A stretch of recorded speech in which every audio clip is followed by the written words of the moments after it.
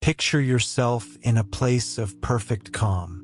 Maybe you're lying in a meadow under a darkening sky, watching the first stars emerge through violet twilight.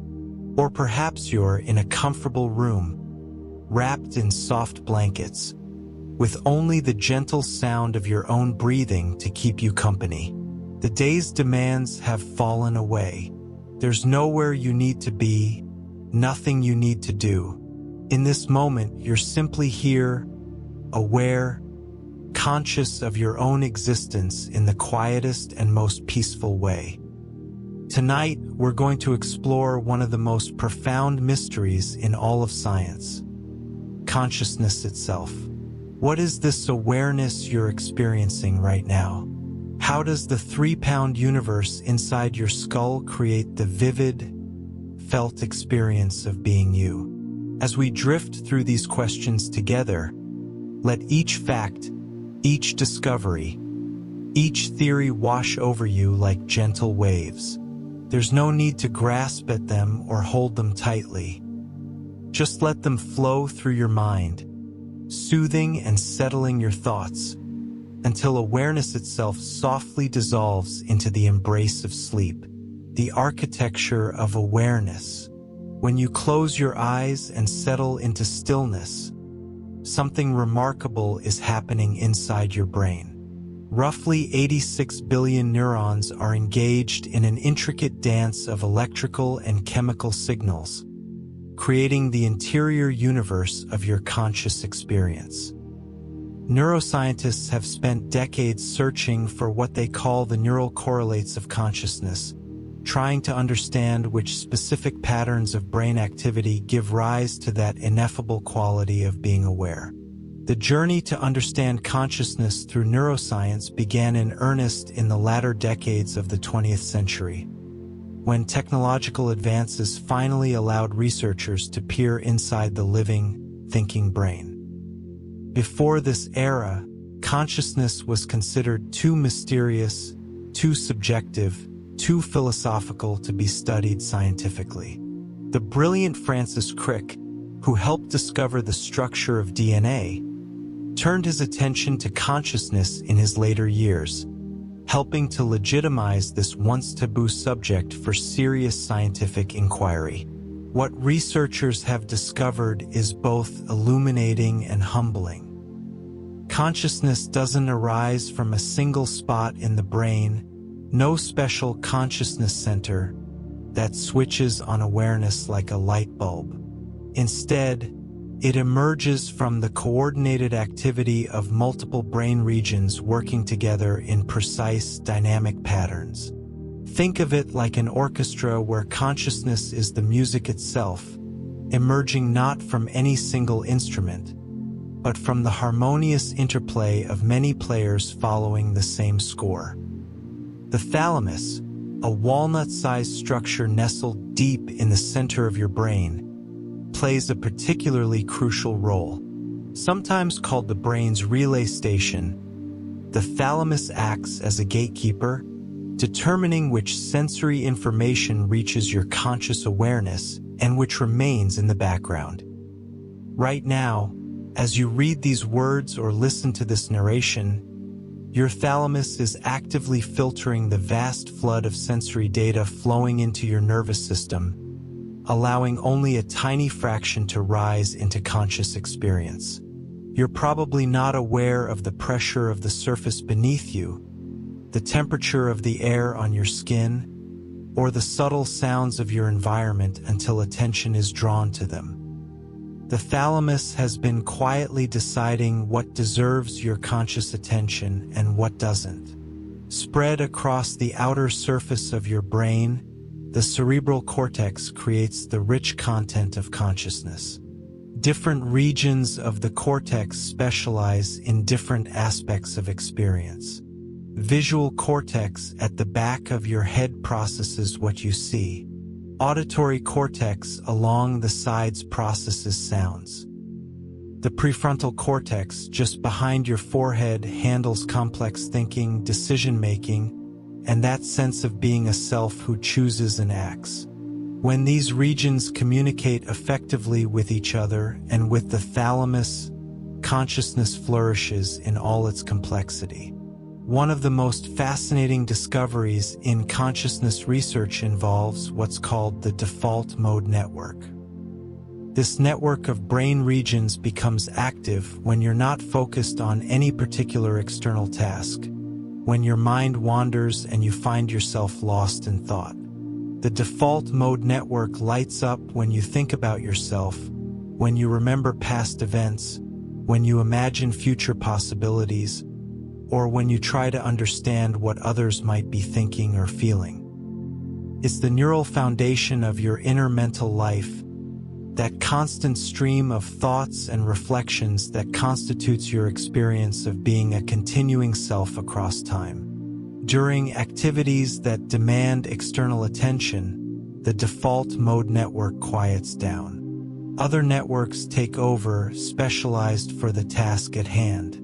There's the dorsal attention network, which helps you focus on specific things in your environment. The salience network determines what's important and deserving of your attention.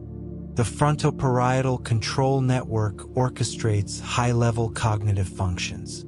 These networks don't operate in isolation but engage in an intricate conversation, with different networks taking the lead depending on what you're doing and experiencing. Scientists studying consciousness have proposed several major theories to explain how all this neural activity produces subjective experience. One influential framework is global workspace theory, developed by cognitive neuroscientist Stanislas Dehaene and his colleagues. According to this theory, consciousness arises when information becomes globally available throughout the brain. Imagine your brain as a theater. Most information processing happens backstage, unconsciously, in specialized modules that handle specific tasks. But when information needs to be broadcast to the entire system, when it needs to be shared across different brain regions to guide behavior and decision-making, it gets projected onto the global workspace, like an actor stepping into the spotlight on stage. At that moment, the information becomes conscious. Global workspace theory emphasizes the importance of frontoparietal brain regions in generating consciousness. These areas, located toward the front and top of your head, appear to ignite with activity when something enters conscious awareness. The theory makes specific predictions about timing and brain activity patterns, predictions that can be tested with brain imaging and other neuroscientific techniques. Many of these predictions have been confirmed through careful experiments, giving the theory substantial empirical support. A competing theory called integrated information theory takes a radically different approach. Developed by neuroscientist Giulio Tononi, this theory starts not with neurobiology but with the properties of consciousness itself. According to integrated information theory, consciousness is fundamentally about integration, about how different parts of a system connect and influence each other in specific ways. The theory proposes that consciousness exists to the extent that a system can integrate information, measured by a quantity called phi. The higher the phi value, the more conscious the system. Integrated information theory predicts that consciousness should arise primarily from posterior regions of the brain, areas toward the back of your head sometimes called the posterior hot zone. This stands in contrast to global workspace theory's emphasis on frontal regions. These competing predictions led to what some have called the Cogitate Consortium experiments, large-scale studies designed to pit the two theories directly against each other. The results, published recently, were more nuanced than either theory's strongest proponents hoped. Neither theory was definitively proven or disproven. Instead, the data suggested that consciousness might be more complex than any single current theory can fully capture. Both theories, despite their differences, agree on something fundamental. Consciousness requires integration. It's not enough for different brain regions to be active. They must communicate and coordinate in specific ways. When you look at a red apple, different aspects of that experience are processed in different places. The redness is analyzed in one area, the rounded shape in another, the apple's location in space in yet another. Somehow, your brain binds all these separate pieces of information together into a single unified conscious experience of red apple. This is sometimes called the binding problem, and it remains one of the deep mysteries of consciousness research.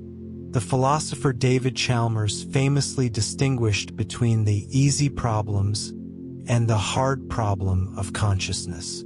The easy problems, though still quite difficult, involve explaining the various functions associated with consciousness.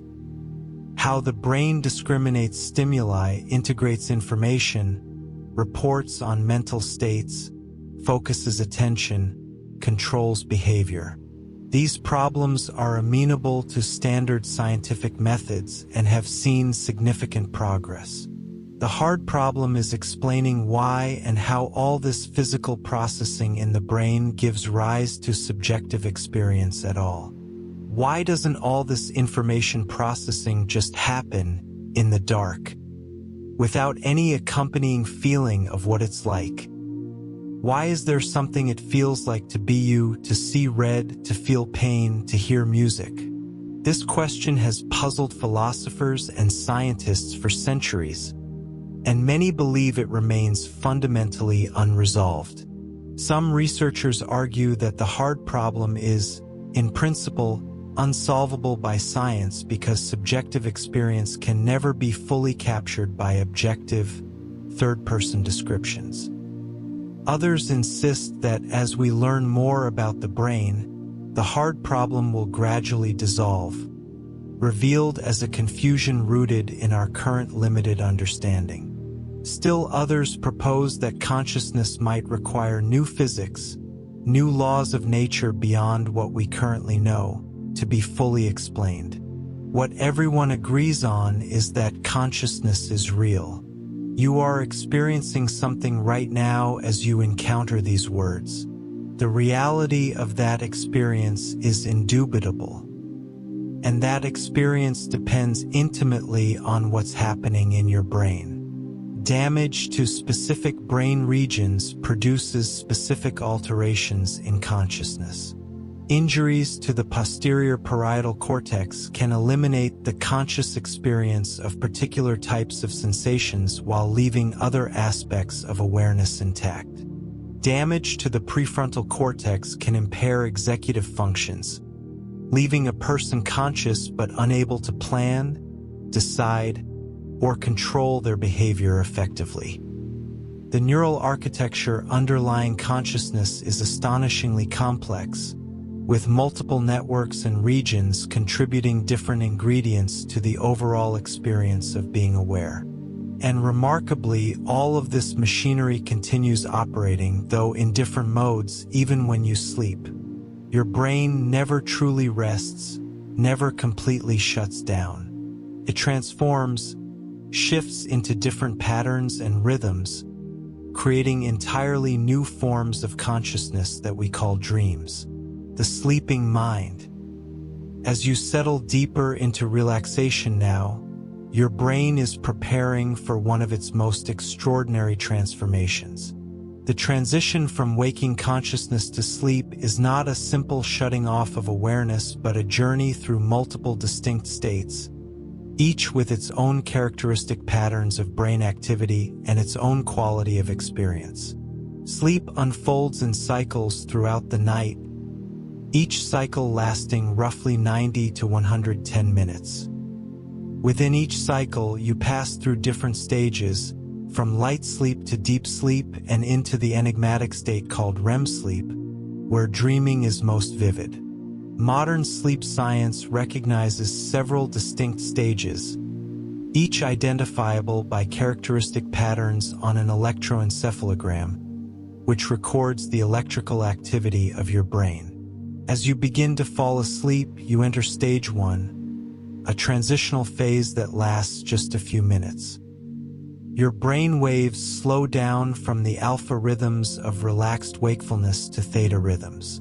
Alpha waves oscillate about 8 to 13 times per second, while theta waves are slower, cycling at about 4 to 8 times per second. In this stage, you might experience sudden muscle jerks called hypnic jerks, those startling sensations of falling that sometimes jolt you just as you're drifting off. You're easily awakened during stage 1, and if someone asks, you might not even be sure whether you were asleep or awake. Then comes stage 2, which occupies about half of a typical night's sleep. Your brain produces distinctive wave patterns called sleep spindles and K-complexes. Sleep spindles are brief bursts of rapid brain activity that may help protect your sleep from external disturbances. K-complexes are large, sudden waves that appear to play a role in memory consolidation. During stage 2, your heart rate slows, your body temperature drops, and you become increasingly disconnected from the external world. Your consciousness dims but doesn't entirely vanish. Research using careful awakening protocols suggests that even in stage 2 sleep, there's often some form of mental activity, though it's typically less vivid and story-like than full dreaming. Deeper still, you enter stage 3, slow wave sleep, sometimes called deep sleep or delta sleep. Here, your brain waves become dramatically slow and large, with delta waves dominating. These waves cycle at just 1 to 4 times per second. During slow wave sleep, your consciousness appears to reach its lowest ebb of the night. When researchers wake people from deep sleep and ask what they were experiencing, the reports are often minimal, sometimes entirely absent. Some people report vague, thought-like experiences, fragmentary and devoid of the sensory richness of dreams. Others report nothing at all, a kind of experiential void.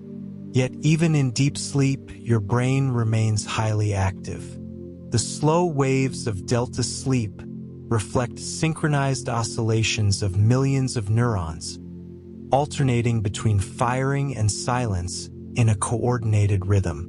This synchrony may serve important functions, perhaps consolidating memories, clearing metabolic waste from brain tissue, or maintaining synaptic homeostasis. But from the perspective of consciousness, slow-wave sleep represents a remarkable state where the brain is active yet experience is minimal or absent. After passing through the stages of progressively deeper sleep, something remarkable happens. Instead of continuing to sink into deeper unconsciousness, your brain suddenly becomes much more active.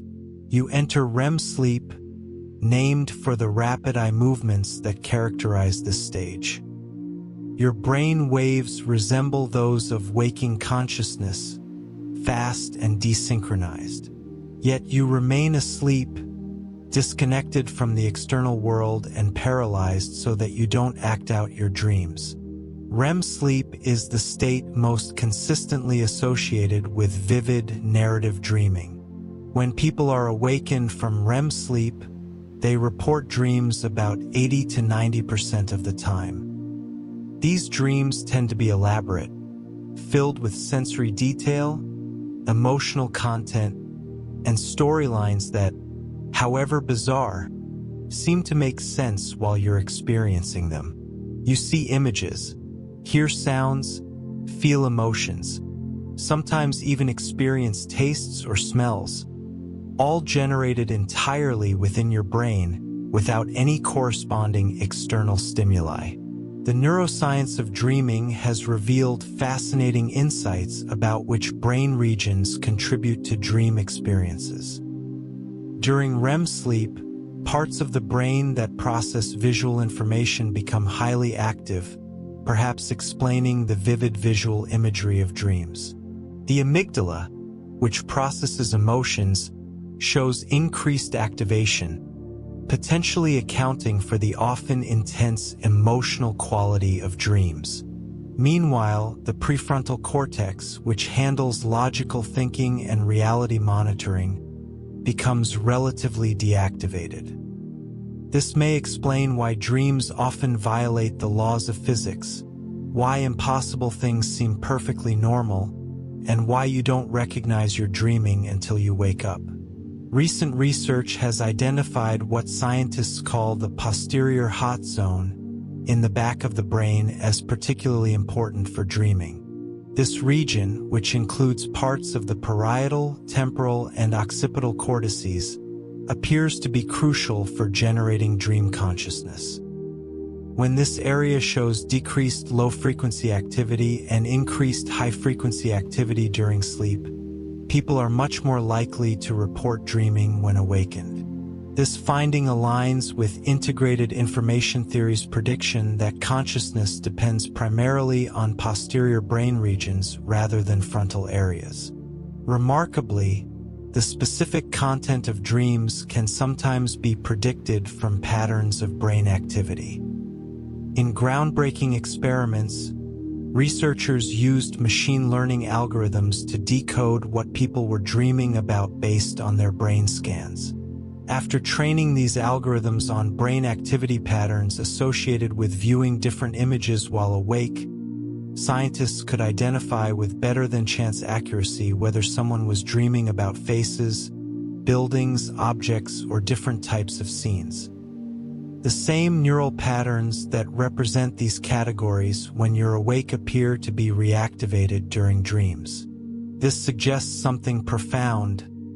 Dreaming and waking consciousness may use similar neural codes and mechanisms. When you dream of walking down a street, your brain activates many of the same regions and patterns that would activate if you were actually walking down a real street. The dream isn't happening in some separate dream realm. It's being constructed by your brain's normal perceptual and cognitive systems, running without external input, creating a simulation that feels entirely real while it's happening. The question of why we dream has fascinated humanity throughout history. Modern neuroscience suggests several possible functions. Dreams may play a role in memory consolidation, helping to strengthen important memories and integrate new experiences with existing knowledge. The brain regions and neurotransmitter systems active during REM sleep are well suited for this kind of memory processing. Studies have shown that learning is often improved after a period that includes REM sleep, and dreams sometimes incorporate elements from recent waking experiences. Dreams may also serve emotional regulation, allowing you to process difficult emotions in a safe, offline context. The high activation of emotion-related brain areas during REM sleep, combined with the reduced activity of stress hormones, might provide an ideal context for emotional memory processing. Some researchers have proposed that dreams allow you to simulate threatening or challenging scenarios, preparing you to handle similar situations in waking life. This threat simulation theory suggests dreaming might have evolved as a kind of overnight training system.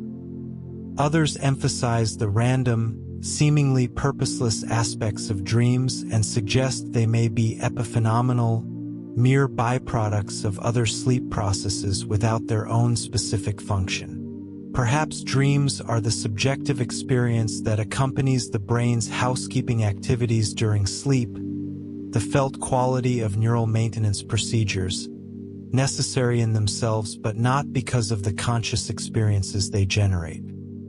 What's clear is that dreams represent a distinct form of consciousness, different from both waking awareness and dreamless sleep. In dreams, you are conscious, experiencing rich perceptual and emotional content. Yet you lack certain metacognitive abilities that characterize waking consciousness. You typically don't realize you're dreaming. You don't question the bizarre, impossible events unfolding around you. Your critical thinking and reality monitoring are suspended, allowing the dream to unfold with its own internal logic, however absurd it might seem upon waking. There are exceptions, of course.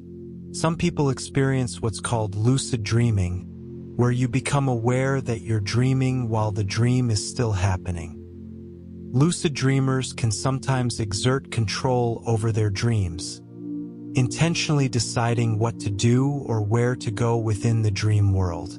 Research on lucid dreaming has provided unique insights into consciousness because lucid dreamers can signal to researchers using prearranged eye movements, communicating from inside the dream state.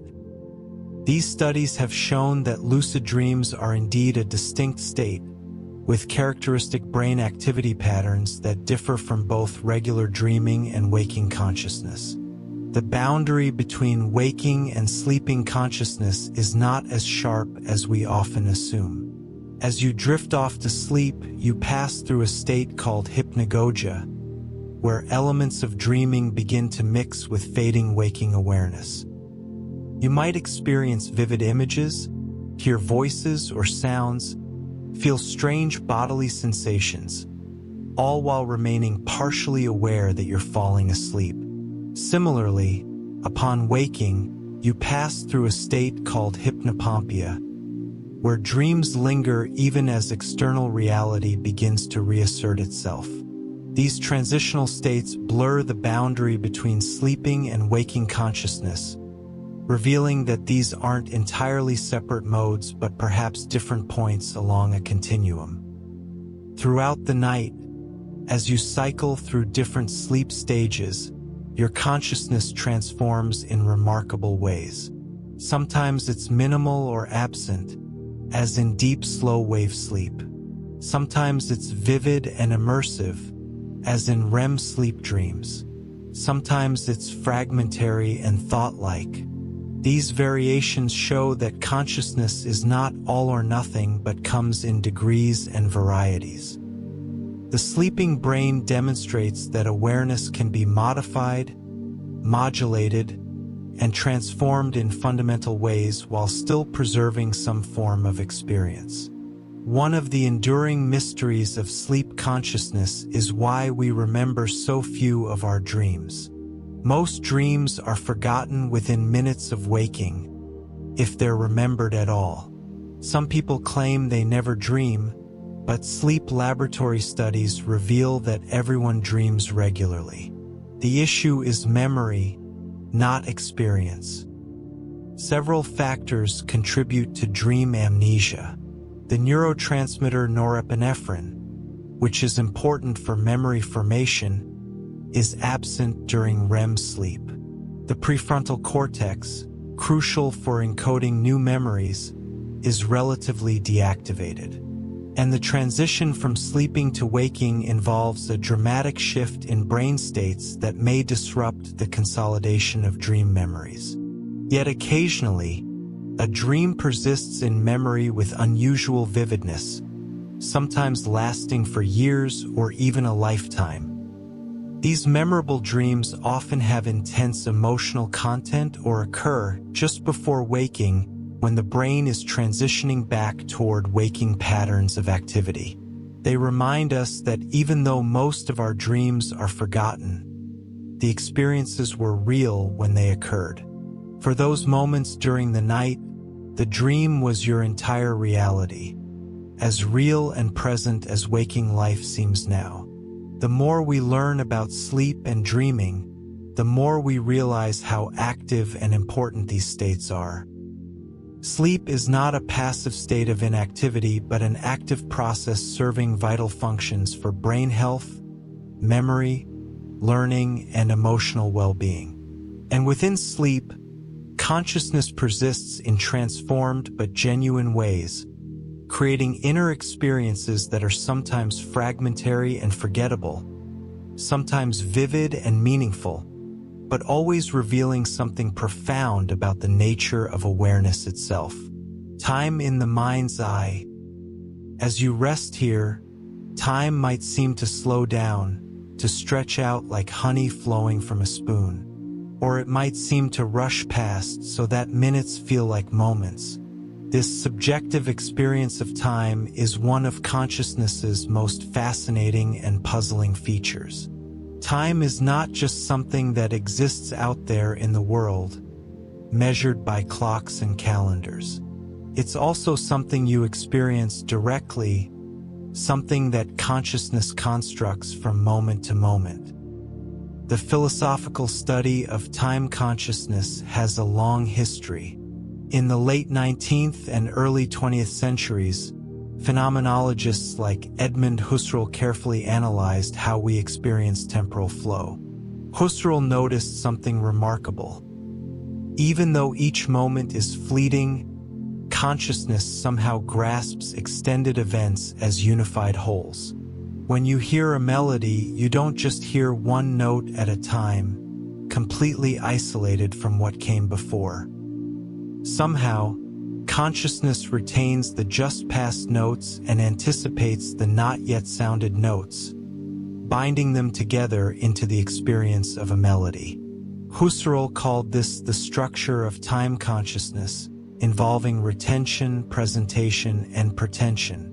Retention is the way just past moments remain present in awareness, not as memories that we recall but as part of the living present itself. Presentation is the now, the focal point of current experience. Pretension is the anticipation of what's immediately about to happen, the forward-reaching aspect of consciousness.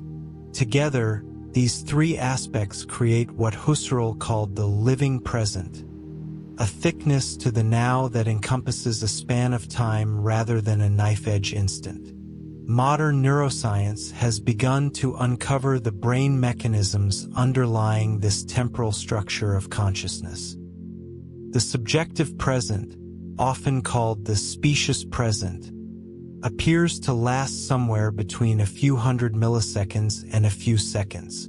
This is the window of time over which separate events can be experienced as simultaneous or as parts of a single perceptual event. Numerous experiments have revealed this temporal window in various ways. For example, if two flashes of light occur less than about 50 milliseconds apart, you perceive them as a single flash. Your temporal resolution isn't fine enough to distinguish them. If a sound and a light occur within about 100 milliseconds of each other, your brain may adjust their perceived timing to make them seem synchronous, assuming they probably came from the same event in the world. These temporal binding windows show that consciousness doesn't track time with perfect precision but works within certain temporal constraints. Brain imaging studies have identified networks involved in time perception. The prefrontal cortex, particularly the dorsolateral regions just behind your forehead, appears crucial for working memory aspects of time consciousness, allowing you to hold temporal information online and manipulate it mentally. The parietal cortex, especially areas near the intraparietal sulcus on the sides and toward the back of your brain, shows activity when people think about time, whether remembering the past or imagining the future. The cerebellum, traditionally associated with motor coordination, also contributes to temporal processing, perhaps providing an internal timing signal. One of the most intriguing discoveries is that your subjective sense of time is highly malleable, influenced by numerous factors. Emotional arousal can stretch time, making frightening or exciting events seem to last longer than they actually did. This is why a car accident, which might last only seconds in objective time, can feel like it unfolded in slow motion. Research suggests this isn't because you processed events faster during the accident. Instead, your brain encodes more detailed memories during emotionally intense events, and when you recall the event later, the richness of the memory makes you estimate that more time must have elapsed. Attention also profoundly affects time perception. When you're fully absorbed in an engaging activity, time seems to fly. Hours pass like minutes. This is often called flow state, when you're so immersed in what you're doing that self-consciousness fades and time seems to disappear. Conversely, when you're bored or waiting anxiously for something, time seems to drag interminably. The same hour can feel completely different depending on your state of mind. Age affects time perception in fascinating ways. Many older people report that time seems to speed up as they age, with years flying by faster and faster.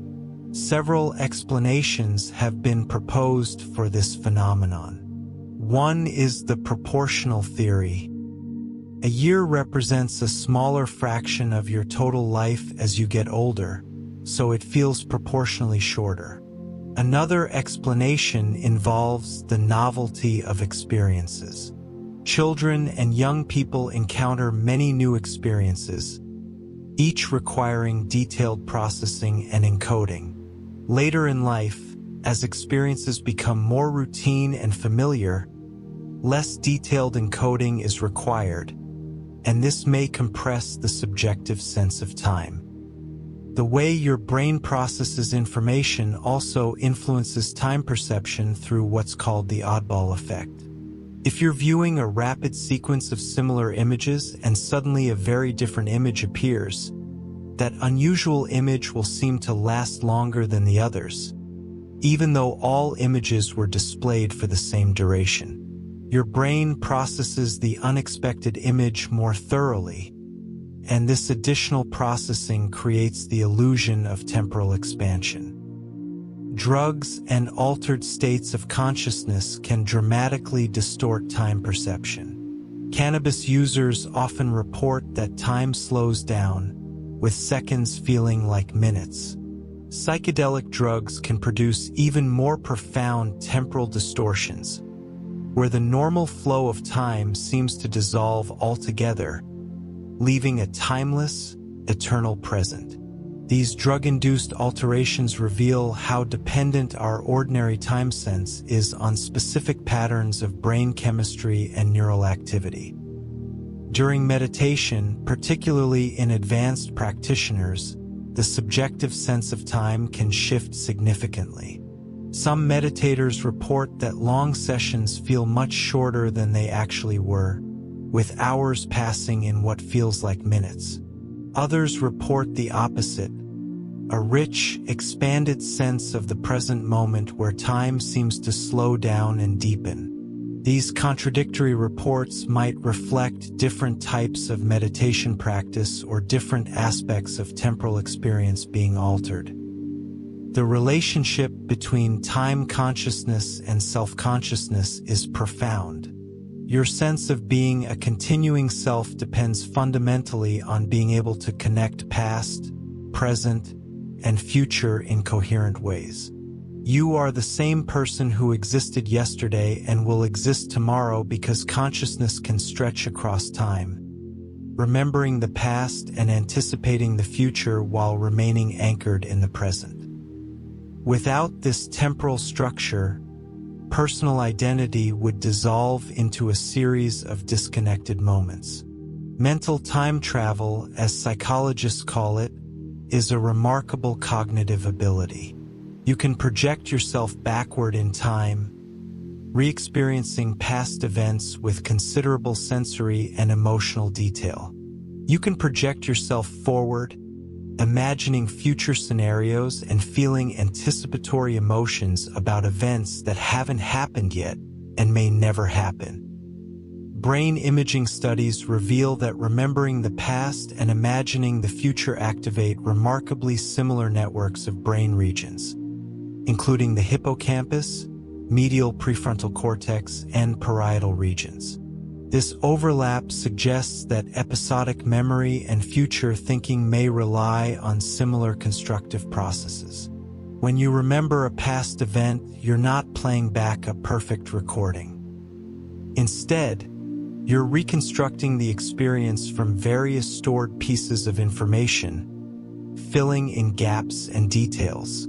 Similarly, when you imagine the future, you're constructing a plausible scenario from components drawn from past experiences and general knowledge. Both processes involve mentally simulating an experience that's not happening in the present moment.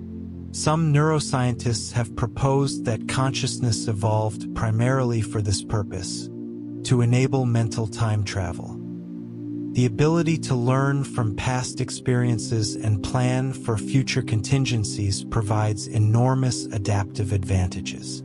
Consciousness allows you to mentally simulate different possibilities, to explore what might happen if you take different actions, to learn from past mistakes without having to repeat them literally. In this view, consciousness is fundamentally about transcending the immediate present, about representing times and places other than here and now. The altered time consciousness during sleep and dreaming adds another fascinating dimension. During dreams, the normal sense of time flow can be radically distorted.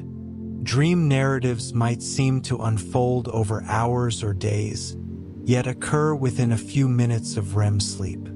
Events in dreams don't always follow logical temporal sequences. You might find yourself suddenly in a different time or place, with no sense of transition. Past, present, and sometimes future blend together in ways that seem perfectly normal within the dream but absurd upon waking. Some philosophers and scientists have argued that time consciousness might be the most fundamental aspect of consciousness, more basic than any particular content.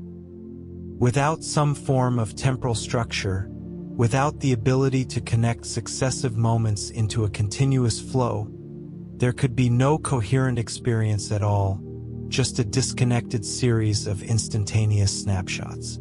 The very notion of consciousness as an ongoing stream, as a continuous awareness that persists through change, depends on this temporal dimension. Yet time remains profoundly mysterious. Physics tells us that time is woven together with space into a four-dimensional space-time continuum, where past, present, and future all exist equally, without any objective flow or passage.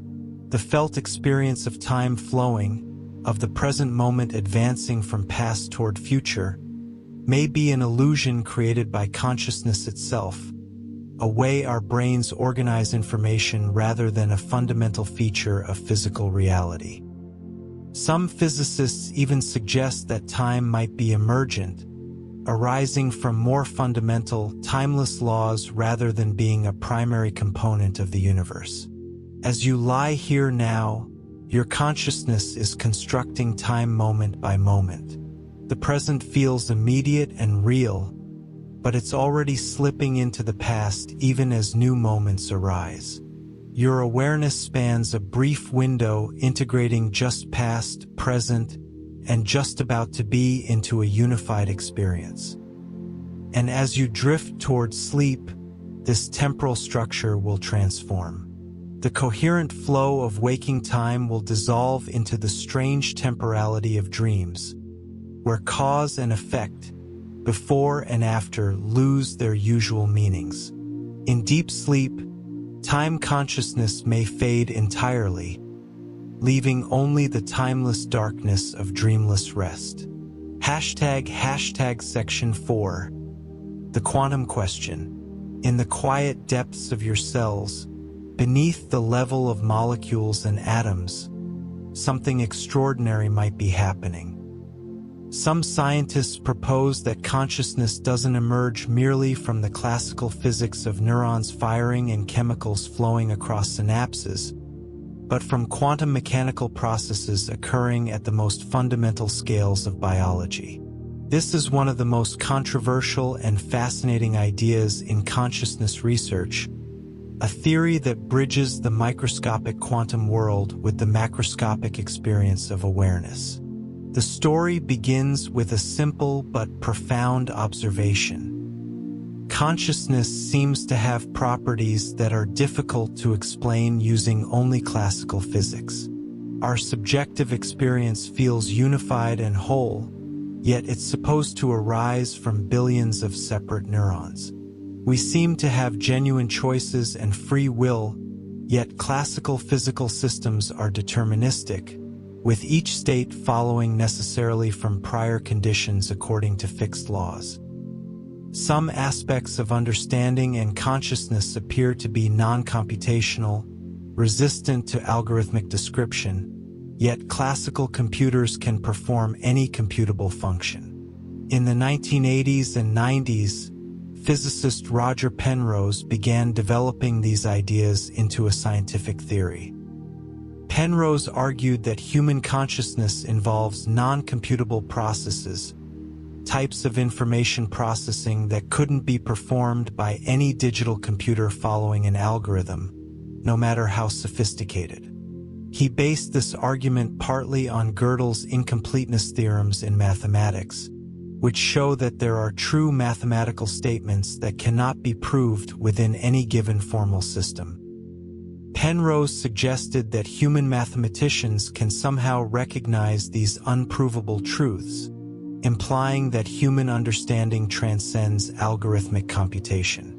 If consciousness is non-computable, Penrose reasoned, it must involve physics beyond classical mechanics. The answer might lie in quantum mechanics, the theory that governs the behavior of matter and energy at tiny scales. Quantum mechanics is fundamentally different from classical physics in several crucial ways. In quantum systems, particles can exist in superpositions, being in multiple states simultaneously until measured. Quantum systems can become entangled, with the states of separated particles mysteriously correlated in ways that have no classical explanation. And quantum mechanics includes an element of true randomness or indeterminacy, with certain outcomes being genuinely unpredictable even in principle. Most importantly for Penrose's purposes, quantum mechanics includes a process called wave function collapse or quantum state reduction.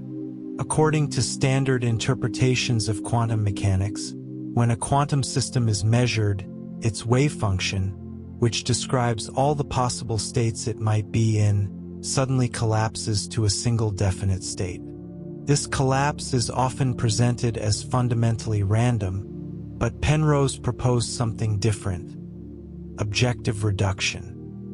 In Penrose's theory, wave function collapse isn't random but follows from a yet-to-be-discovered theory of quantum gravity that would unite quantum mechanics with Einstein's general relativity.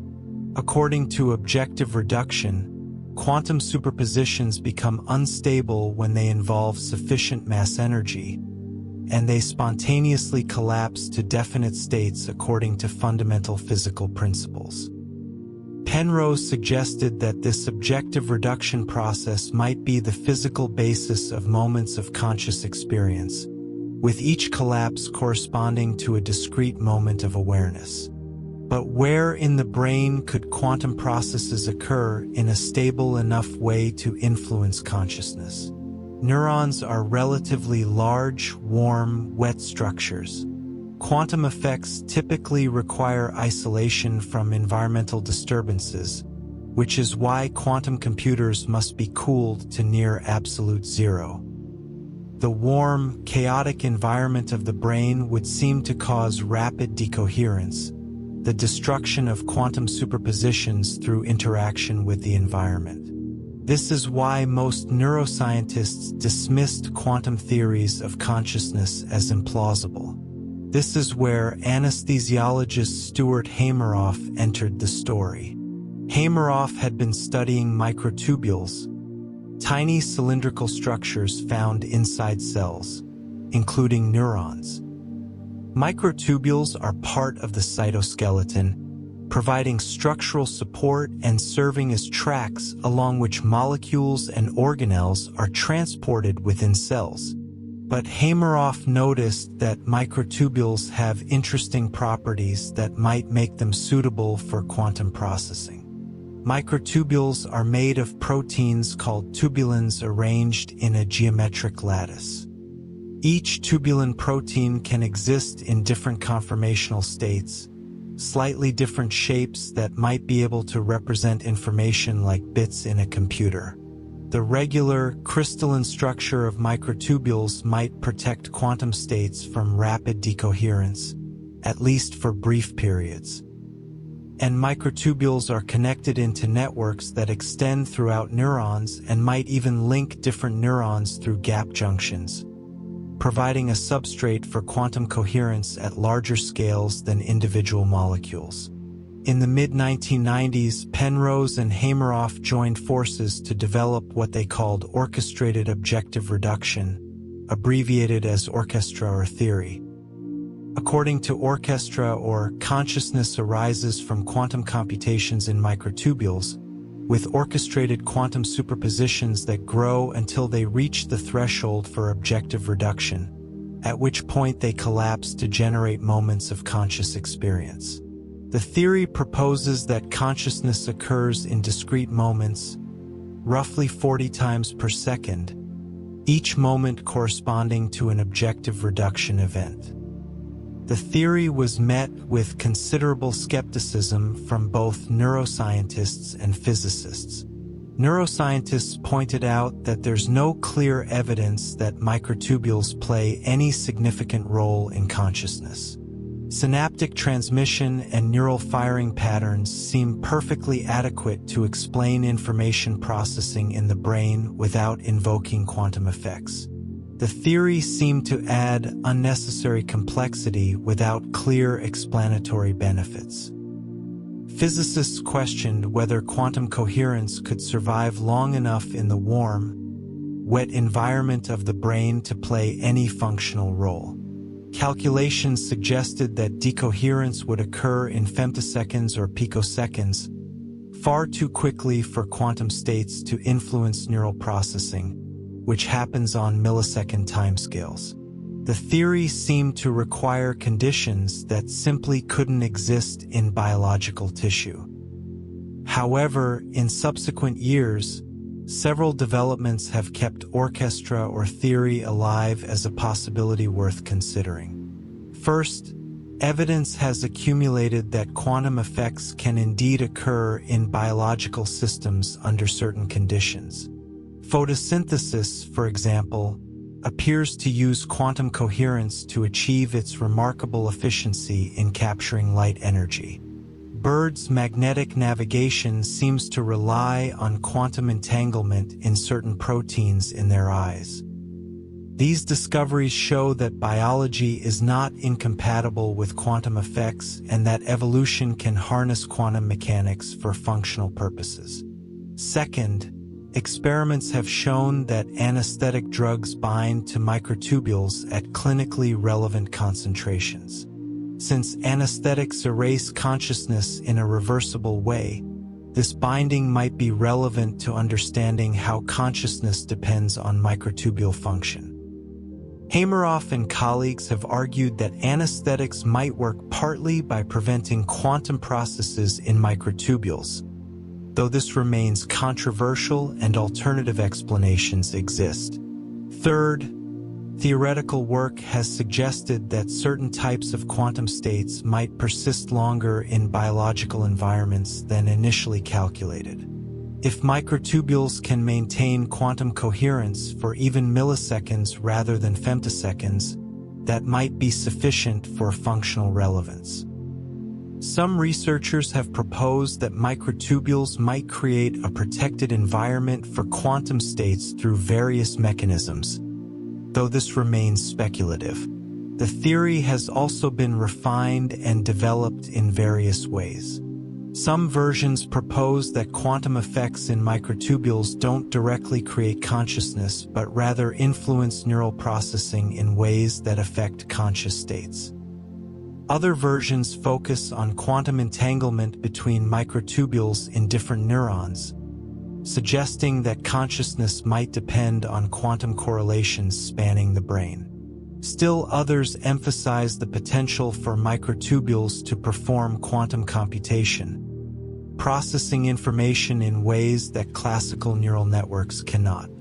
Critics remain unconvinced. Many consciousness researchers argue that we don't need to invoke exotic quantum effects to explain consciousness.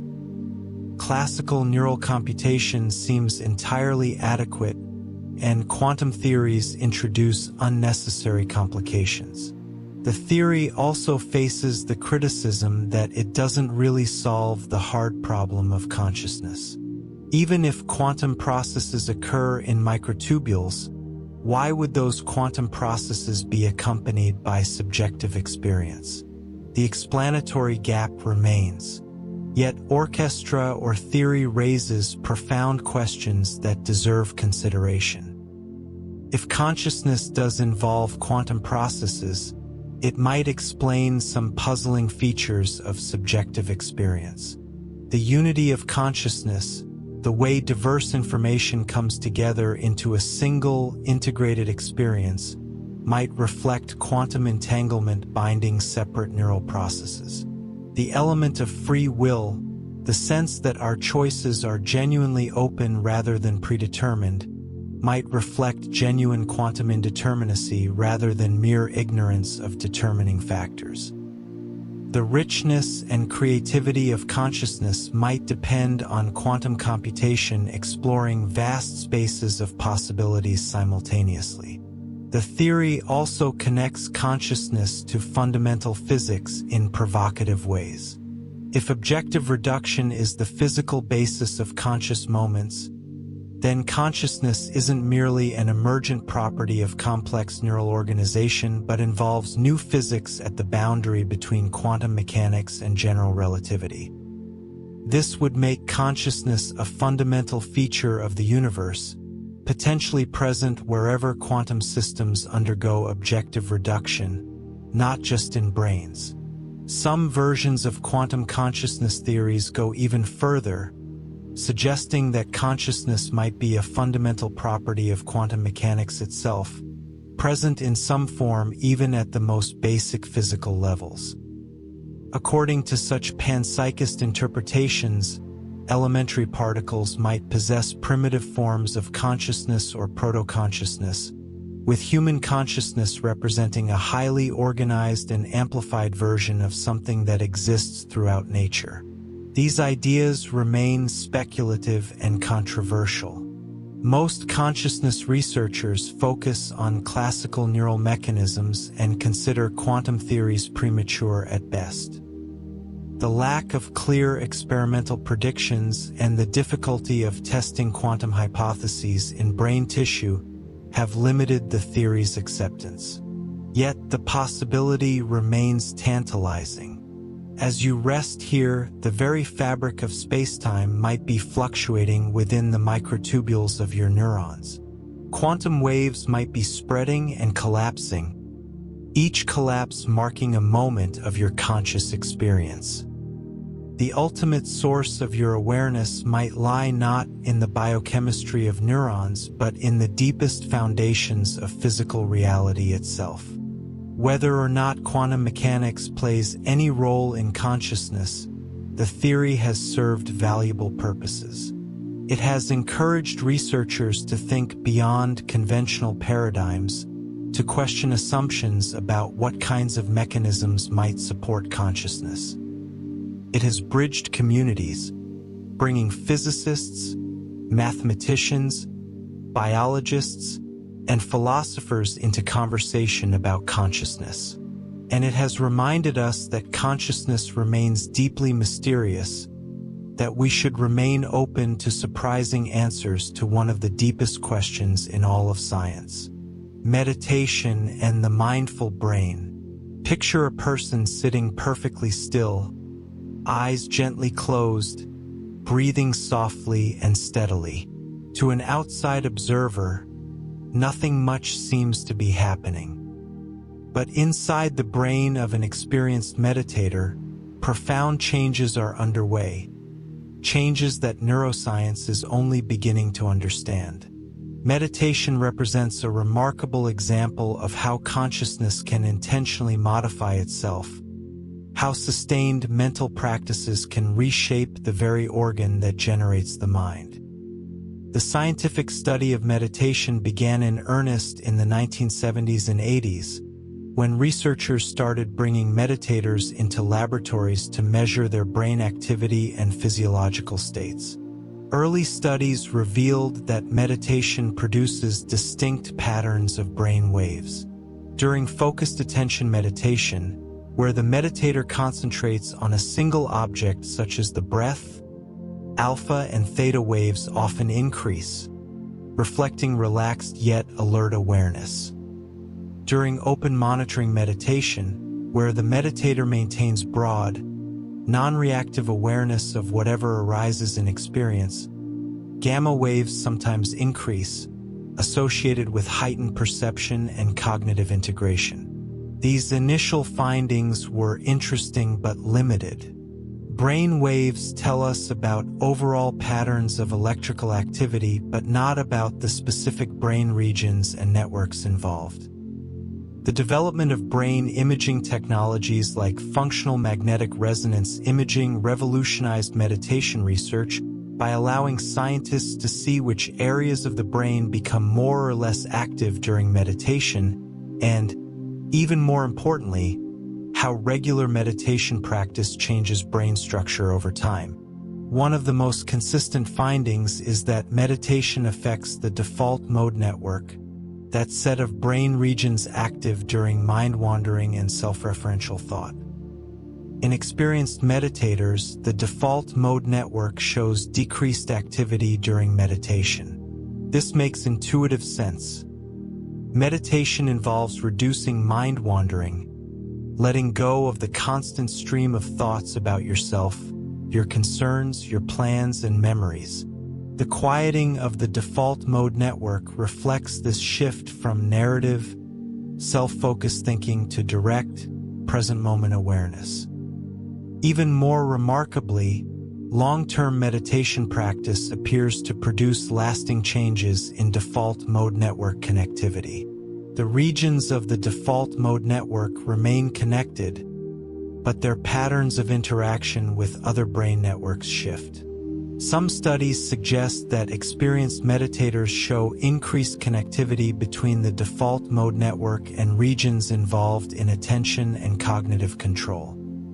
This might allow meditators to maintain better oversight and regulation of mind wandering, to notice more quickly when the mind has wandered and to return attention to the present moment more effortlessly.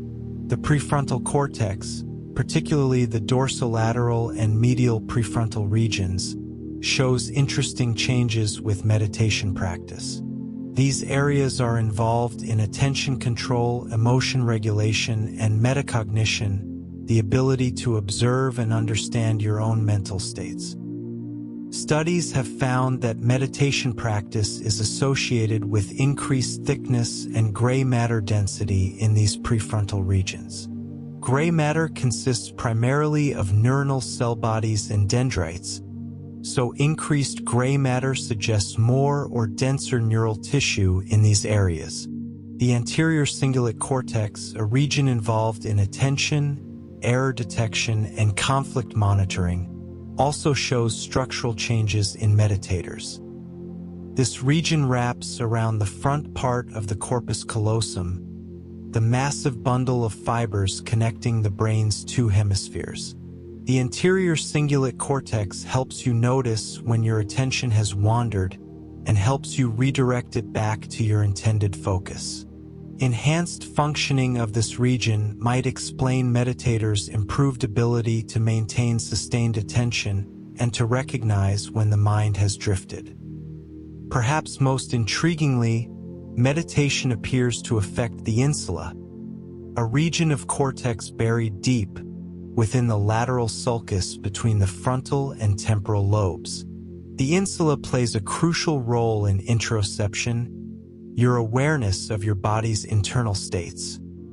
Your heartbeat, your breathing, sensations in your gut, subtle feelings of tension or relaxation throughout your body.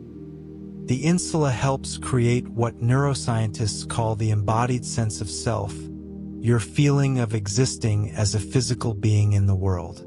Studies have found that experienced meditators show greater activation of the insula during meditation and, in some cases, increased insula volume. This might reflect enhanced interoceptive awareness, a more refined and continuous sense of the body's internal states.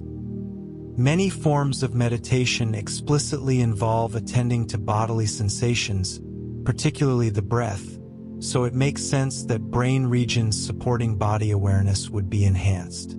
This increased interoceptive awareness might also contribute to meditators' often reported sense of being more grounded, more in touch with their physical existence. The amygdala, an almond-shaped structure deep in the temporal lobe crucial for processing emotions, especially fear and anxiety, also changes with meditation.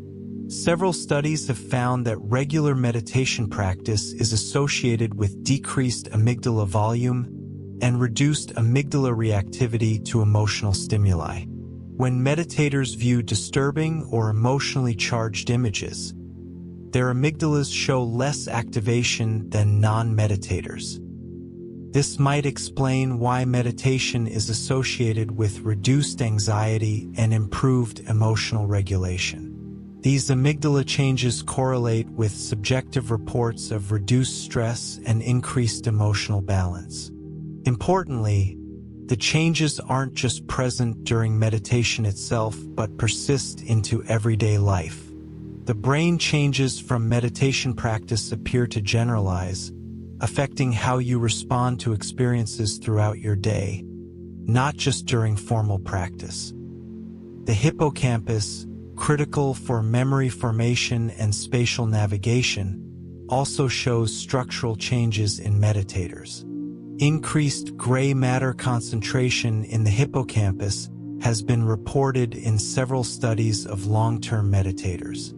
This might be related to meditation's effects on memory and learning, or it might reflect changes in how meditators relate to their memories, perhaps with less emotional reactivity to difficult past experiences. These structural changes don't happen overnight. Most studies showing significant brain changes have looked at people with thousands of hours of meditation practice accumulated over years or decades. However, some studies have found measurable changes even after relatively brief interventions.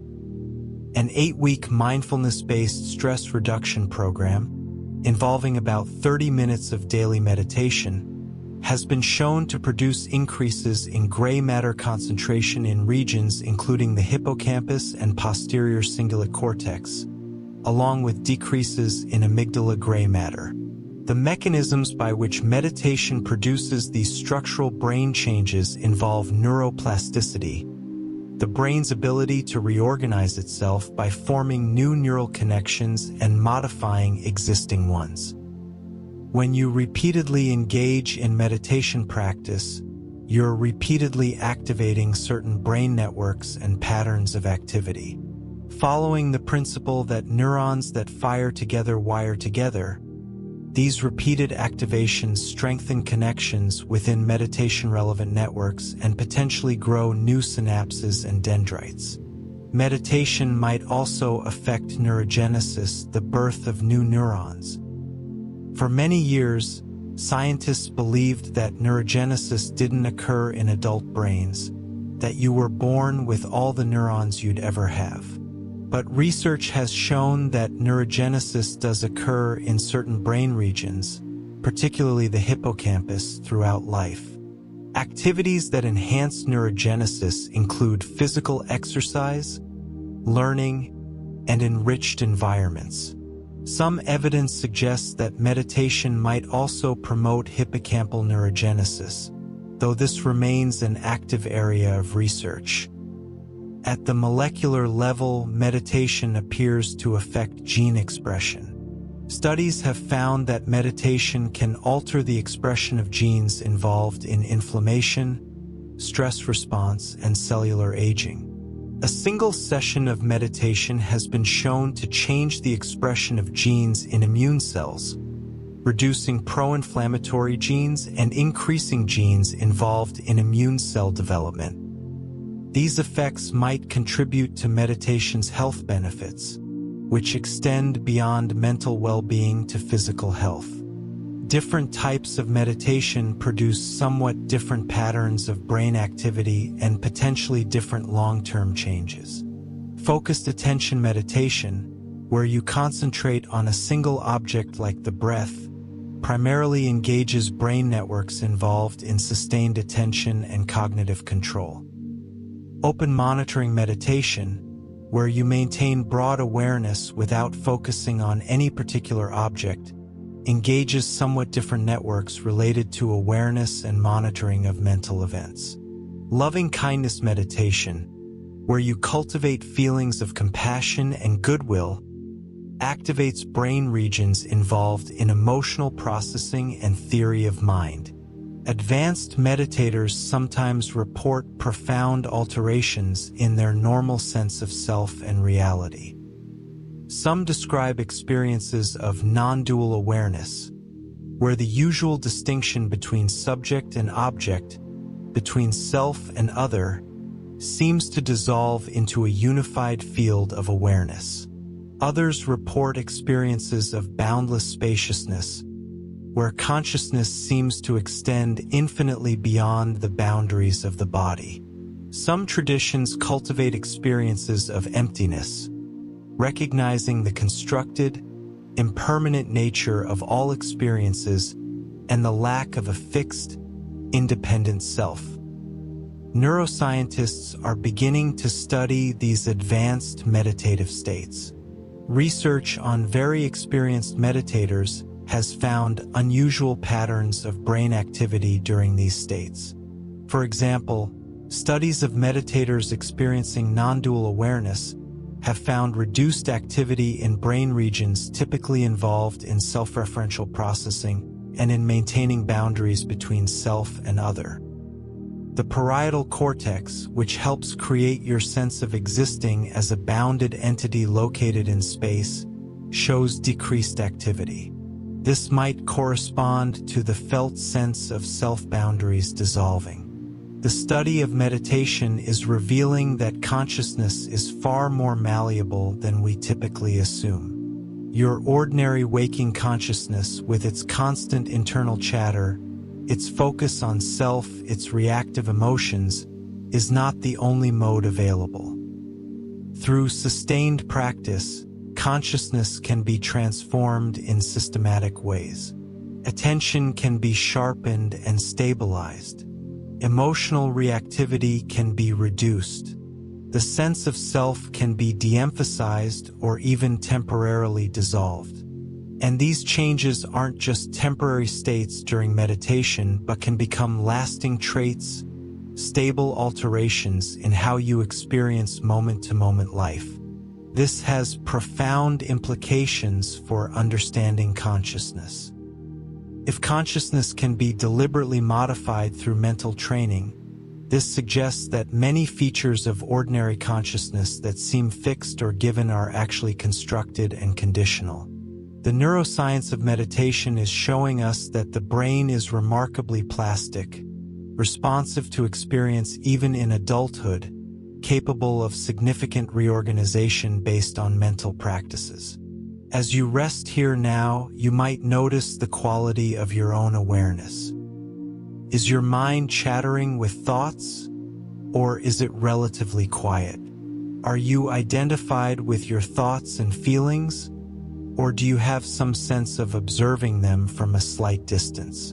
These qualities of consciousness aren't fixed. With practice, awareness itself can be refined, transformed, opened into new possibilities. The meditators who have spent years cultivating their minds have shown that consciousness contains depths and potentials that most of us barely glimpse in ordinary life. When consciousness fades, imagine entering a hospital operating room. You lie on the table while an anesthesiologist carefully administers medications through an intravenous line. Within seconds, your consciousness fades. The bright lights, the sounds of medical equipment, the sensations in your body all slip away into darkness. Hours might pass while surgeons perform complex procedures on your unconscious body. Then, just as mysteriously as it vanished, consciousness returns. You wake up, and it feels as though no time has passed at all. This reversible elimination of consciousness is one of medicine's most valuable tools, and studying how anesthetics work provides crucial insights into the nature of consciousness itself. Anesthesia has been used for over 170 years, since the mid-1800s when dentists and surgeons first discovered that inhaling certain gases could induce unconsciousness, allowing painless surgery. Yet, remarkably, we still don't fully understand how anesthetics eliminate consciousness. Multiple mechanisms appear to be involved, and different anesthetic drugs work in different ways, revealing that there are many possible routes to unconsciousness. General anesthetics are a diverse group of drugs chemically. Some, like propofol, are administered intravenously. Others, like sevoflurane and isoflurane, are volatile gases that you breathe in. Despite their chemical diversity, they all produce similar behavioral effects: loss of consciousness, amnesia, immobility, and analgesia or reduced pain sensation. The fact that such chemically different substances produce similar effects suggests they might act on common neural targets or disrupt common brain processes essential for consciousness. One important target for many anesthetics is a neurotransmitter receptor called GABA.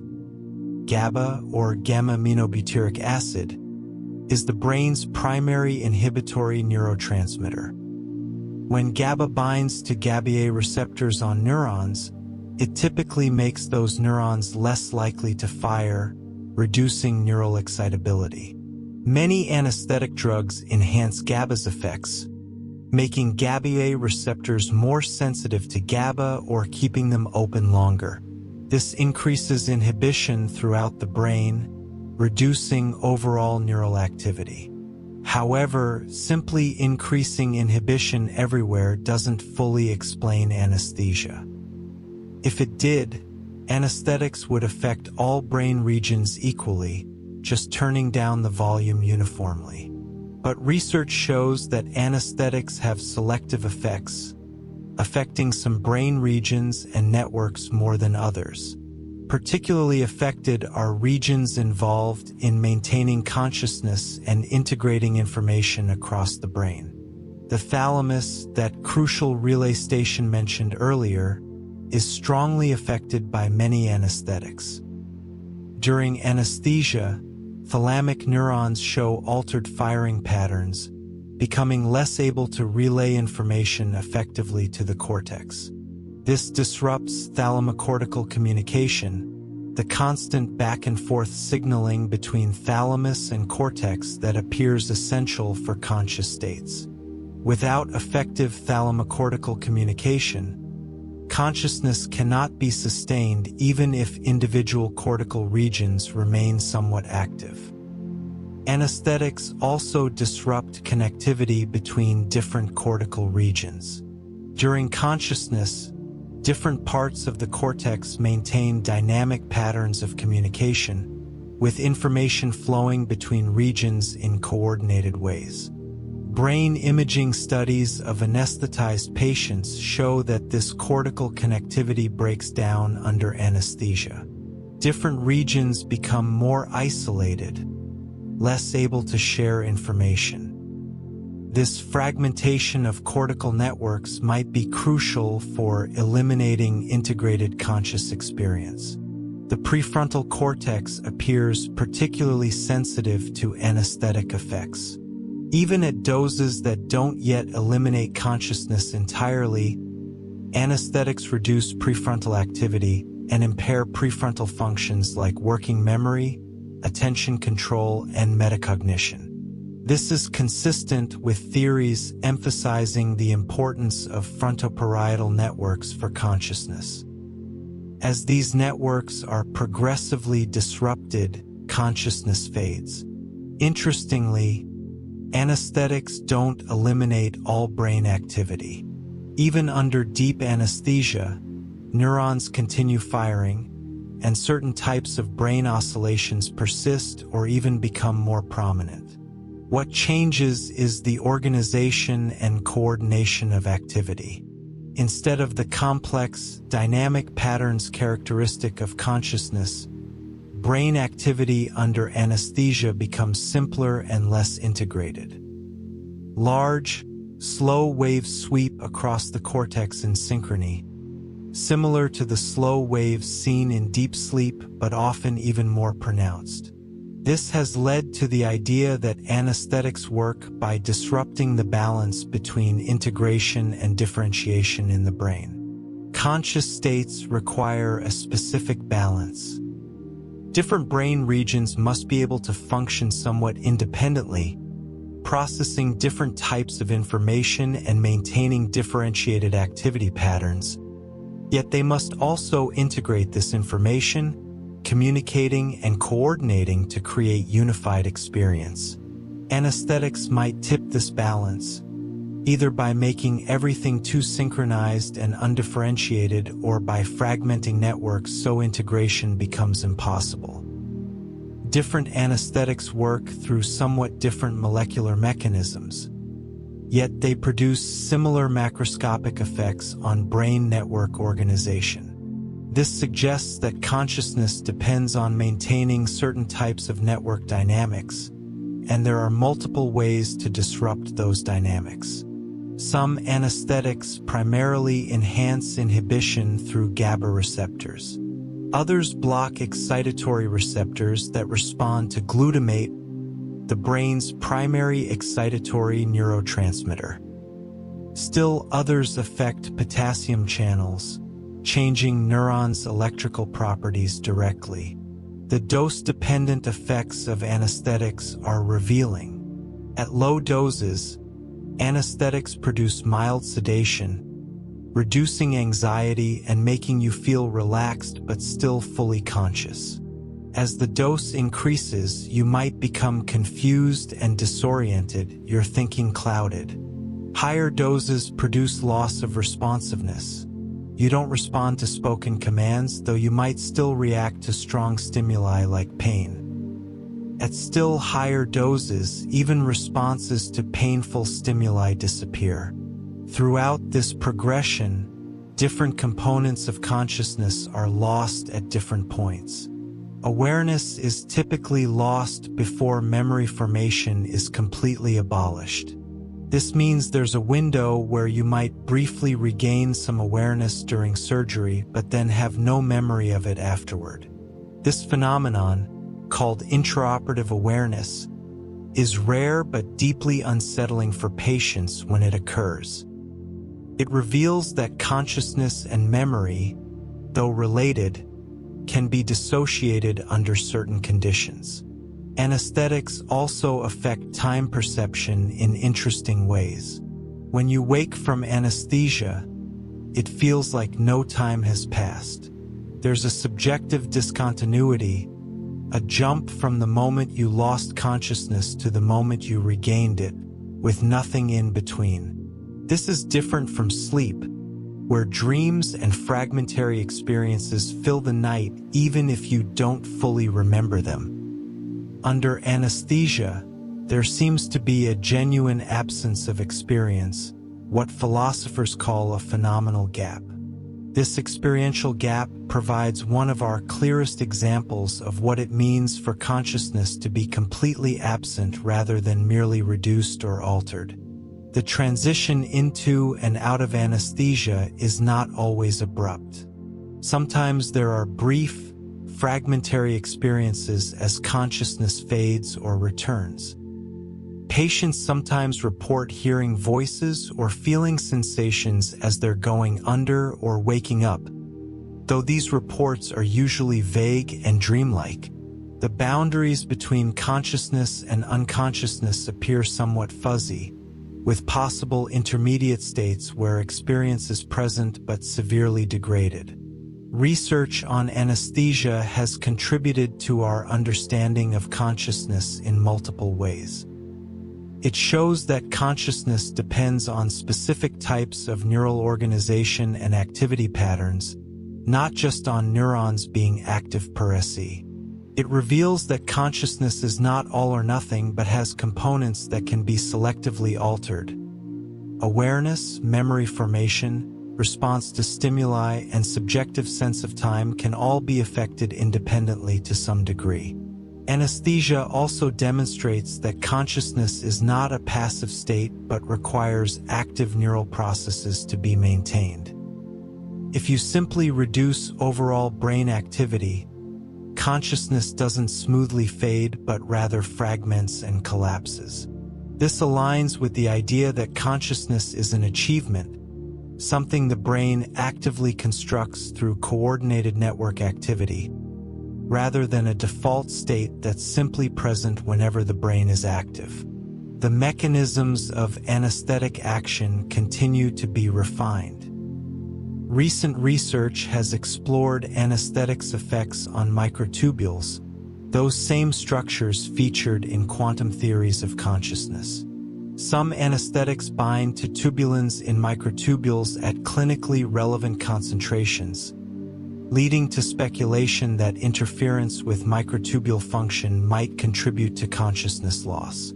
Whether this represents a crucial mechanism or merely a side effect remains debated. The ability to reversibly eliminate and restore consciousness through chemical means raises profound questions. It shows that consciousness depends on physical brain processes that can be manipulated. Yet it doesn't explain why these processes are accompanied by subjective experience in the first place. Anesthesia tells us a lot about the neural correlates of consciousness, about which brain activities are necessary for awareness, but it doesn't solve the hard problem of why those activities feel like anything at all. As you drift toward sleep now, the fading of consciousness shares some features with anesthesia. In both cases, awareness gradually dims and eventually vanishes. Brain networks that maintain wakeful consciousness quiet down. The difference is that sleep is a natural process, one your brain initiates and controls through its own mechanisms, while anesthesia is imposed from outside by drugs. Yet both reveal the same fundamental truth. Consciousness is conditional, dependent on specific brain states, capable of being present or absent, depending on the patterns of neural activity at any given moment. The mystery persists. After all our explorations tonight into neural networks and sleep stages, time perception and quantum mechanics, meditation and anesthesia, one truth becomes inescapably clear. Consciousness remains profoundly mysterious. We've learned an enormous amount about the brain correlates of consciousness, about which regions and networks are involved, about how consciousness changes in different states, about how it can be manipulated and modified. Yet the deepest questions remain. We still don't know why physical processes in the brain give rise to subjective experience at all. We can map neural correlates with ever-increasing precision, but the explanatory gap between brain processes and felt experience remains as wide as ever. Why does the particular pattern of neural activity associated with seeing red create the specific, vivid quality of redness? Why does pain hurt in exactly the way it does rather than feeling completely different or feeling like nothing at all? These questions continue to perplex philosophers and scientists. The question of whether other creatures are conscious adds another layer of mystery. Humans clearly have rich conscious experiences. We can report on our subjective states, describe what we're experiencing, reflect on our own awareness. But what about other animals? Mammals with brains structured similarly to ours, showing comparable sleep patterns and apparent emotional responses, seem likely to be conscious, though we can't know for certain what, if anything, their experiences are like. Birds, despite having very differently organized brains without the layered cortex of mammals, exhibit sophisticated cognition and complex behaviors suggesting intelligence and perhaps consciousness. Crows and parrots solve problems, use tools, recognize themselves in mirrors, and seem to experience emotions. Are they conscious in ways similar to us? Or is their subjective experience entirely different? Or do they process information without any accompanying awareness at all? As we move further from human-like brains, the question becomes even more difficult. Fish, insects, what about octopuses, with their distributed nervous systems and remarkable intelligence despite having brains utterly unlike ours? And at what point in evolution did consciousness first emerge? Was there a sudden transition from unconscious information processing to conscious experience? Or did consciousness gradually emerge through incremental steps? If gradual, then perhaps even simple organisms possess primitive forms of consciousness, though utterly different from our rich human awareness. The question of consciousness in artificial systems looms larger as artificial intelligence grows more sophisticated. Current AI systems, even very advanced ones, appear to process information without any accompanying subjective experience. They're philosophical zombies in the terminology of consciousness studies, behaving intelligently but with nobody home, no felt experience associated with their computations. But how can we be certain? We infer others' consciousness from behavior and brain similarity to ourselves, but AI systems don't have brains like ours. Could they be conscious in entirely alien ways we don't recognize? Looking toward the future, consciousness research is accelerating on multiple fronts. New brain imaging techniques with better spatial and temporal resolution are revealing ever more detailed pictures of neural activity during different conscious states. Large-scale recording techniques can now monitor thousands of neurons simultaneously, capturing the collective dynamics that might underlie consciousness. Optogenetics allows researchers to activate specific neurons with light, potentially allowing causal tests of which neural activities produce conscious experiences. Computational modeling is advancing, with detailed simulations of brain networks that might eventually capture crucial aspects of how consciousness emerges from neural dynamics. Machine learning techniques are being applied to decode mental states from brain activity with increasing accuracy, perhaps eventually allowing us to read out aspects of subjective experience directly from neural patterns. Clinical applications continue to develop. Better understanding of consciousness mechanisms might improve anesthesia monitoring, reducing risks of intraoperative awareness. It might help us better understand and treat disorders of consciousness like coma, vegetative state, and minimally conscious state, perhaps finding ways to restore consciousness in patients where it has been damaged. Understanding consciousness could improve treatments for psychiatric conditions, many of which involve alterations in normal conscious experience.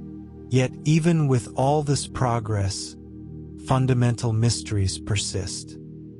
The relationship between brain and mind, between physical processes and subjective experience, remains one of the deepest puzzles in all of science. Some researchers maintain that it's merely a matter of time before we fully explain consciousness in physical terms, that what now seems mysterious will eventually be understood through sufficiently detailed neuroscience. Others argue that consciousness might require entirely new physics or new philosophical frameworks beyond current materialism. There's also the question of whether consciousness serves any function or is merely an epiphenomenon, a byproduct of brain processes that doesn't actually influence behavior. Most people find it intuitively obvious that consciousness matters, that our subjective experiences influence what we do. Yet, proving this scientifically is surprisingly difficult. Perhaps everything we do could in principle be accomplished by unconscious information processing, with consciousness being just the way certain processes feel without actually affecting outcomes. The continuity of self across time presents its own mysteries. You feel like the same person who existed yesterday and will exist tomorrow, yet the physical matter of your brain is constantly changing. Atoms and molecules are replaced, synapses form and dissolve, yet subjective continuity persists. What makes you the same person over time? Is it psychological continuity, the chain of memories and personality traits? Is it the continuing existence of certain brain structures? Or is the self itself an illusion, a story consciousness tells itself rather than a real, enduring entity? Then there's the question of free will, whether consciousness allows for genuine choice or whether all our decisions are determined by prior causes stretching back before our birth. This question has troubled philosophers for centuries. Some argue that if the physical world is deterministic, following fixed laws, then our choices must also be determined, and free will is an illusion. Others argue that quantum indeterminacy provides room for genuine freedom, though randomness isn't obviously equivalent to free will. Still others suggest that compatibilism might be correct, that free will and determinism can coexist because freedom means something different than we typically assume. Consciousness might extend beyond individual brains in surprising ways. Some researchers explore collective consciousness, whether groups of people can share aspects of consciousness through deep empathy and coordination.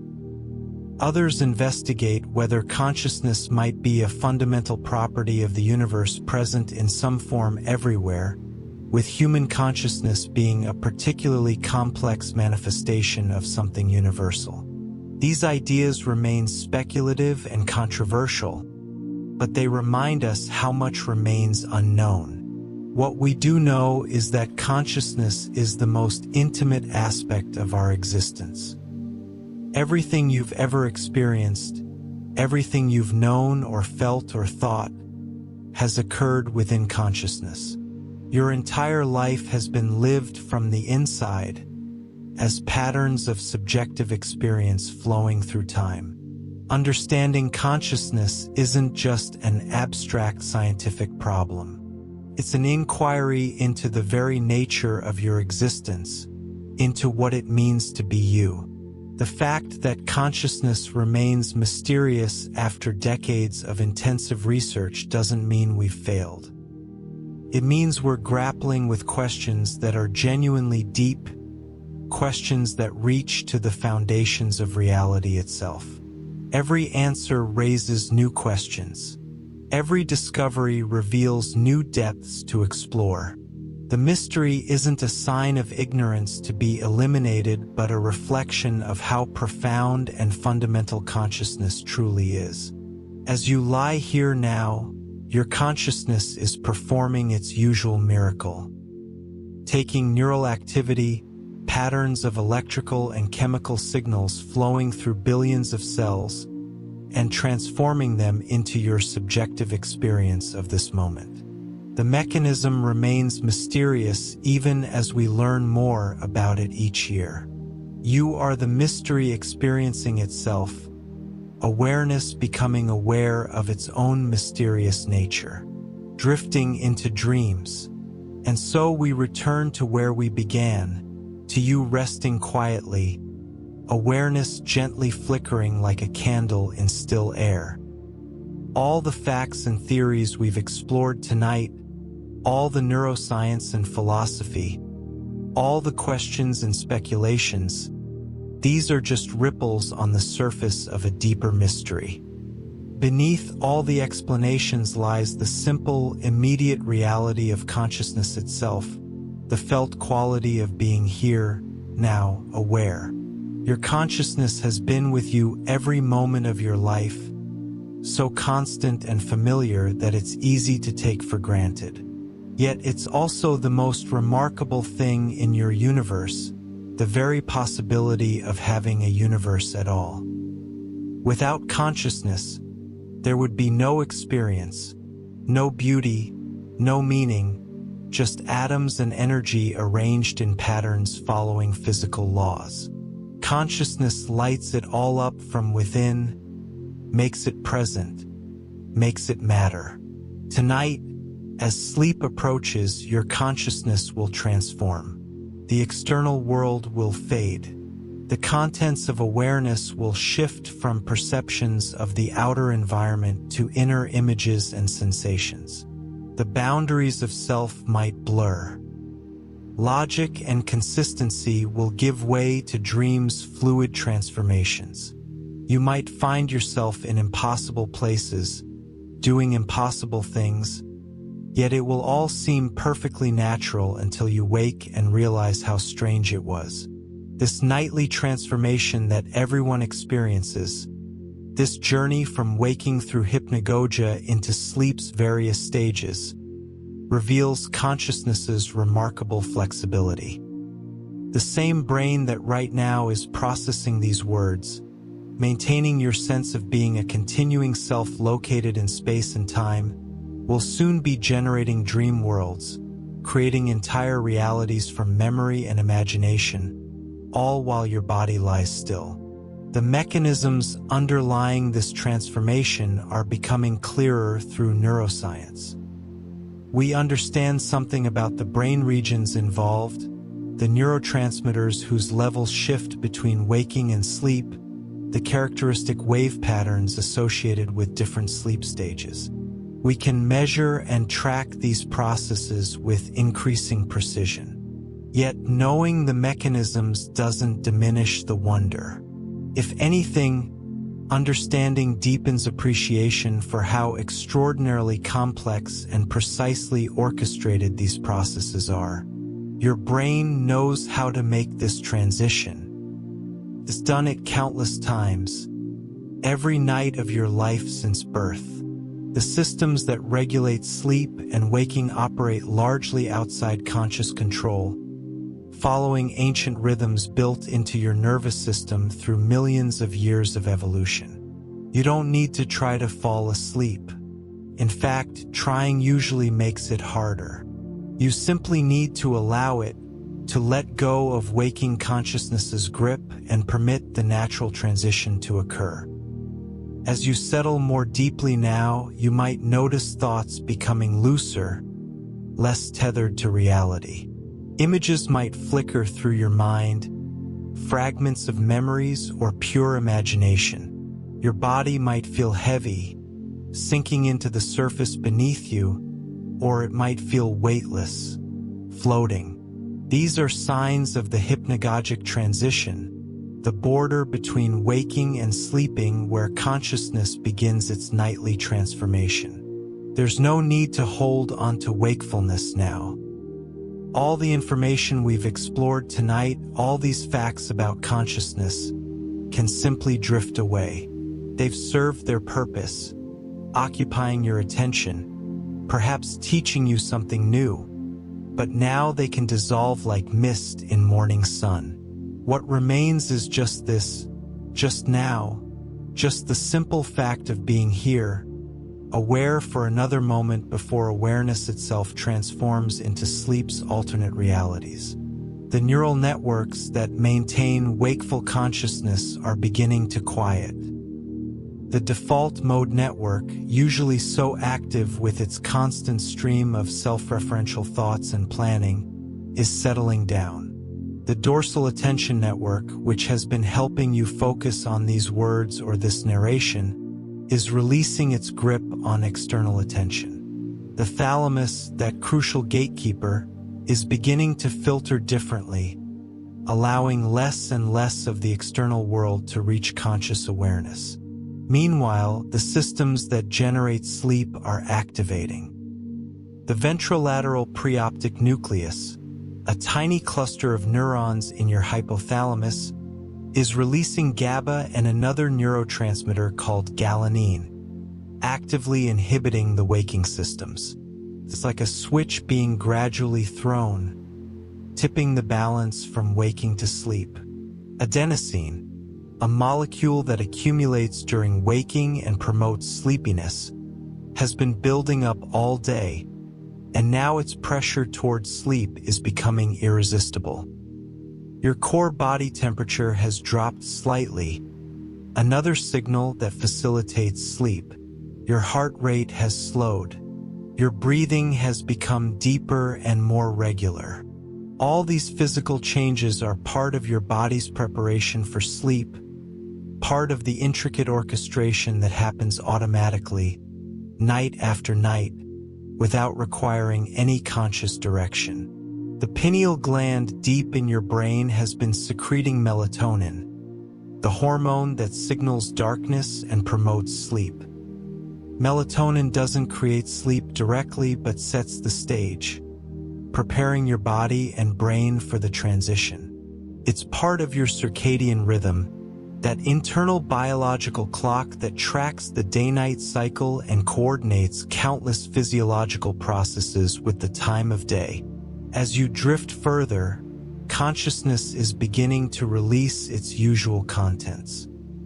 The concerns of the day, the tasks waiting tomorrow, the memories and plans that usually fill awareness, all these are fading into the background. What remains is increasingly simple, increasingly immediate.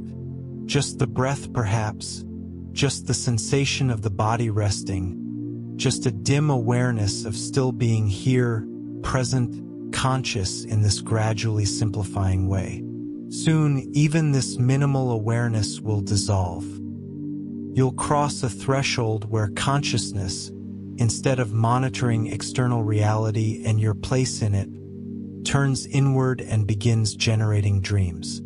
Or perhaps you'll sink into deep, slow-wave sleep where consciousness dims to its lowest point, where experience becomes minimal or absent, where the continuous narrative of self temporarily stops.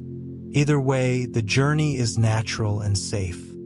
Billions of humans go through this same transition every night.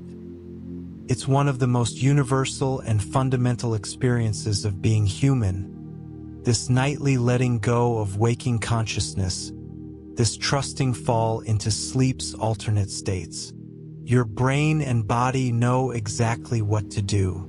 You need only allow it to happen. The information from tonight about neural correlates and sleep stages, about quantum theories and meditation, about anesthesia and time perception, all of this can simply rest now in your memory, requiring no conscious attention. Perhaps some of it will appear in your dreams tonight, transformed and recombined in dreams' characteristic way. Perhaps it will be consolidated during sleep, integrated with your existing knowledge, available to recall when needed. Or perhaps it will simply fade, forgotten like most dreams are forgotten, serving its purpose of guiding you gently towards sleep and now no longer needed. What matters is just this. You are here, consciousness is present for another moment, and that's enough. There's nothing you need to do, nowhere you need to be, nothing you need to understand or figure out. The mystery of consciousness will still be there tomorrow if you want to contemplate it. The questions will wait. The theories and discoveries will remain. But for now, for this moment and the moments that follow as you drift deeper, you can simply let it all go. The sensation of breathing continues, steady and slow, each breath a gentle wave. The feeling of the body resting, supported and safe. Perhaps sounds in your environment, but even these are becoming distant, less important, fading into background. Your awareness is narrowing, focusing inward, beginning its transformation into sleep consciousness. There might be a moment, a single moment impossible to catch or identify, when you'll stop being awake and start being asleep. The transition is usually imperceptible from the inside because awareness during the transition is so minimal. You're here, and then you're somewhere else, in a dream perhaps, or in the darkness of deep sleep, with no clear boundary between. This is one of consciousness's daily miracles, this seamless transition between utterly different states. As we near the end of this journey together, as you rest here approaching sleep, consider one final thought. The consciousness you've explored tonight, this mysterious awareness that is reading or hearing these words, this is the same consciousness that has been with you always. It was there in your first memories. It's been the constant companion of your entire life, the stage on which your life's experiences have played out. Tomorrow, when you wake, consciousness will return, apparently the same as before, apparently continuous with the consciousness of today despite the gap of sleep. You'll take up the narrative of your life again, continue being you, with all your memories and personality and ongoing concerns. The self will seem to persist unbroken, yet it will actually be a new arising of consciousness, reconstructed each moment by your brain, creating the convincing illusion of continuous existence. But these are thoughts for waking consciousness, for analytical mind that questions and examines. For now, for sleep's approach, such thoughts can drift away. Let them go like leaves on a stream, floating past and disappearing. What remains is simpler than thought, more fundamental than any concept or theory. What remains is just consciousness itself in its most basic form, the bare fact of awareness, present for another moment before it transforms into sleep. Your eyelids are heavy, perhaps already closed. The body is relaxed, released from waking's tension. Breathing continues, automatic and soothing. The mind is quiet now, thoughts few and scattered, losing coherence. This is exactly right, exactly how it should be. You're doing perfectly. There's nothing to get right or wrong, nothing to achieve or accomplish. Sleep will come in its own time, in its own way. The consciousness that has been exploring these ideas with you tonight is beginning to let go, to release its grip on waking awareness, to allow the transformation that happens every night. This is natural. This is safe. This is the body and brain doing what they've evolved to do, what they do every night, shifting from one mode of being to another, from waking consciousness through transitional states into sleep's various forms of awareness and non-awareness. And with each breath, with each moment, you drift a little further, a little deeper. The external world grows more distant. The internal world grows simpler, quieter. The constant chatter of waking mind fades to occasional whispers, then to silence. What remains is just this, the fact of existing, the reality of consciousness in its most elementary form, present for a few moments more before dissolving into sleep. There's nothing more that needs to be said or thought or understood. Everything necessary has been expressed. Now is simply the time for letting go, for allowing consciousness to make its nightly transformation, for trusting in the natural processes that carry you from waking into sleep. Your awareness can simply rest now, can simply be without effort or intention, naturally settling like silt in still water. The journey into sleep is its own mystery, as profound as any we've discussed tonight. Each time you fall asleep, you're experiencing one of consciousness's most fundamental transformations. And now, as you rest here, as these words come to an end, as awareness continues to dim and fade, you're in the midst of that transformation, consciousness evolving from waking awareness into sleep's alternate realities or into deep sleep's minimal awareness. Let it happen. Let consciousness transform. Let sleep come. Your brain knows the way. Your body knows what to do. There's nothing required from you now except this simple allowing, this gentle letting go, this drifting descent into sleep's embrace.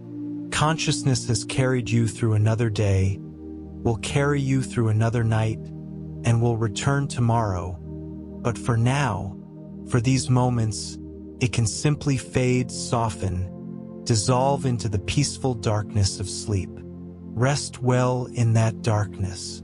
Rest in the knowledge that consciousness, that great mystery, will return when needed. For now, it can rest too, can transform, can become something else, something simpler and stranger. As you drift into dreams or into deep sleep's void, everything is exactly as it should be. You are exactly where you need to be. And sleep, that daily mystery, that nightly transformation of consciousness, is here, welcoming you, ready to carry you through the night. Before you drift away completely, if you've enjoyed this journey through the mysteries of consciousness, if these explorations have helped guide you towards sleep, consider subscribing to the Deep Science Sleep channel. Each video is crafted to combine genuine scientific fascination with the soothing qualities needed for peaceful rest. Give this video a like if it served you well tonight, and know that your support helps us continue creating these unique journeys at the intersection of science and sleep. But these are just final practical thoughts, barely registering now as consciousness fades further. What truly matters is just this: rest, peace, the gentle dissolution of waking awareness into sleep's embrace. Thank you for spending this time exploring consciousness together. May your sleep be deep and restorative, your dreams pleasant or absent as needed, and your consciousness refreshed when morning comes. Good night and sleep well.